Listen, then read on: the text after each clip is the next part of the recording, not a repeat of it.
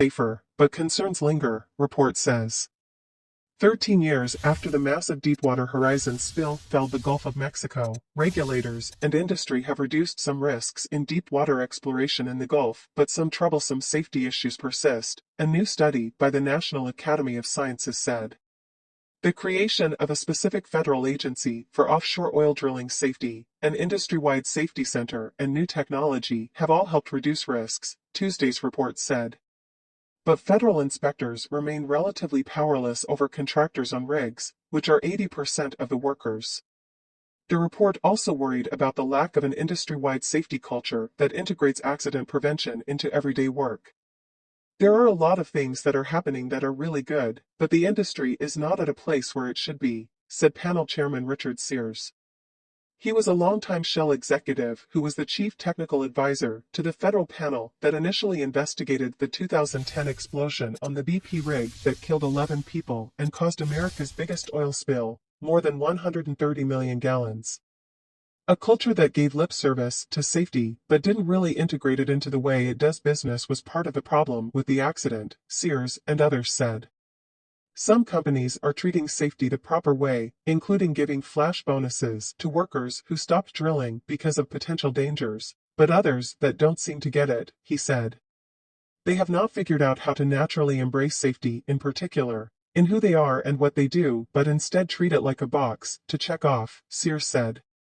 That's far different from the more uniform industry-wide safety culture seen in commercial airlines and nuclear power plants, he said. There's a long list of specifics on safety culture process that other high-risk industries, like aviation, have done, but the drillers have not, said Steve Murawski, a University of South Florida marine ecologist who was a top NOAA scientist during the spill. Federal safety inspectors lost a court case giving them power to directly regulate contractors, so when they find a problem on an offshore rig, they can ding the operator, but not the contractor who is actually creating the problem, Sears said. It's then up to the operator to crack down on the contractor, and it becomes complicated and not as effective, he said. The report said that was one of the problems on the Deepwater Horizon's rig. Murawski, who wasn't part of the study team, said the report highlights many of the recommendations that still haven't been put into effect 13 years after that disaster, especially changes to a key oil spill law. He also said the report shows the need for greater transparency into industry actions. Another outside scientist involved in the spill, Christopher Reddy of the Woods Hole Oceanographic Institution, said he was impressed by the amount of positive change since 2010, but then that was offset by the safety culture issue.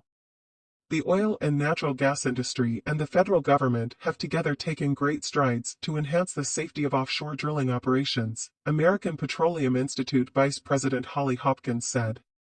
National Academy President Marcia McNutt, who was a top Obama administration official dealing with the spill in 2010, said her concern is that officials are preparing for the last disaster, not the next one.